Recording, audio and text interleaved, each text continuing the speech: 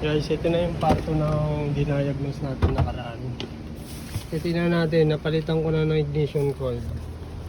Tingnan natin kung wala nang misfire. Ito, gagamitin ulit natin itong Mucar. Tsaka kung paano ito gamitin. Una, sasalpak mo lang dito sa OBD port sa ilalim. Dilim, di makita.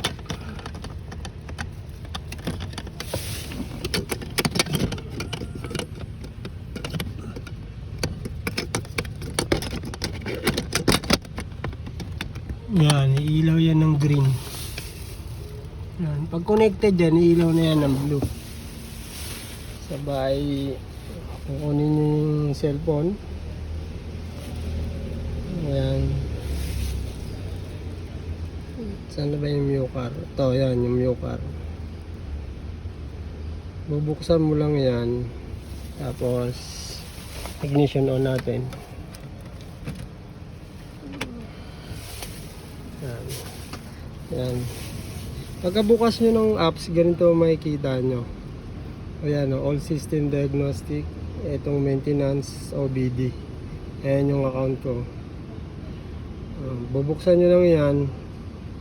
Yan. Tapos itong bin decoding, siya na mismo mag-auto detection ng bin number. O kaya pwede nyo i-manual dito. Kanyari, yan, Jaguar, Land Rover, Toyota. Ayan, Land Rover. Ayan, pero wag tayo dyan. Ayan, dito tayo sa auto sa bin decoding. Ayan. Ayan, connected na. Ang naging ilaw niya, blue na. Ayan, kanina green. Pag connected na, nagiging blue. Tapos yan. Tingnan natin kung ma-detect niya yung bin number. Ayan, na-detect niya yung make. Ngayon yung model naman, tsaka yung year. Ayan.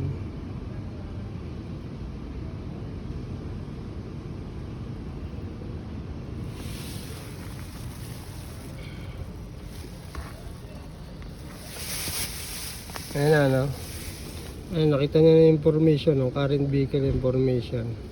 Ayan yung bin, yung model, yung year model, yung engine.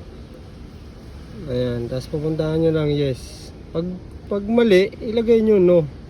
Para i-record nyo na sa system na mali itong na-detect nya. Ang dami ko nang nabasahan, lahat naman tama. Ayan, tapos wag na tayong mag health report kasi matagal rekta na tayo sa ECM. Kaya tingnan natin kung ano ang fault.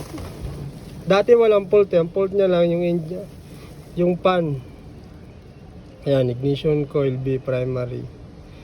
Ayan, pinaandar kasi ito ng hindi nakakabit yung ignition coil. Dati wala to. Kanina kailangan i-move yung sakyan, hinihintay ko pa yung pyesa. Ayan, itong pan na to, condenser pan yan, inistimita namin kaso hindi na aprobahan. 100,000 daw i-delete pala natin. Punta tayo sa back, clear.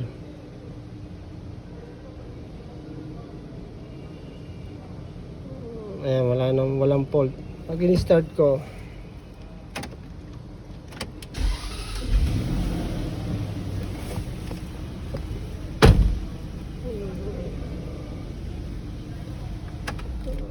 start, ignition uli, tapos back, read uli ng fault. Wala ng fault. Okay, punta na tayo dun sa may misfire para makita natin kung okay yung ginawa nating coil. Search natin misfire. Nice.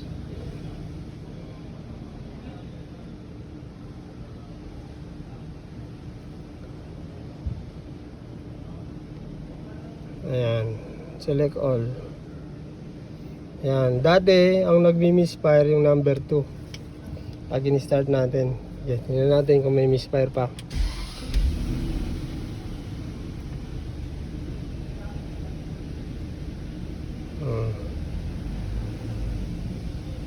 Wala na. Ang number 2. Saka hindi na rin siya nanginginig, oh.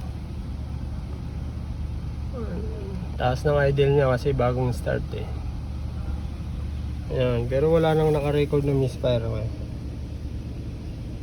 Dati number 4 yung nagmi-misfire. Pinagpalit ko yung ignition coil ng number 4 tsaka number 2. Lumipat sa number 2 yung misfire.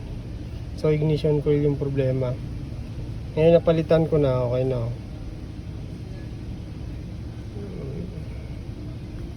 Aircon natin pala para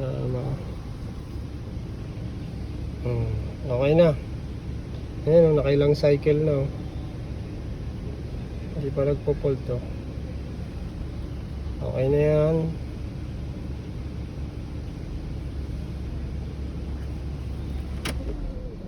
Ganun lang, napakadali lang gamitin na ito. Ayan, bumalik yung pan.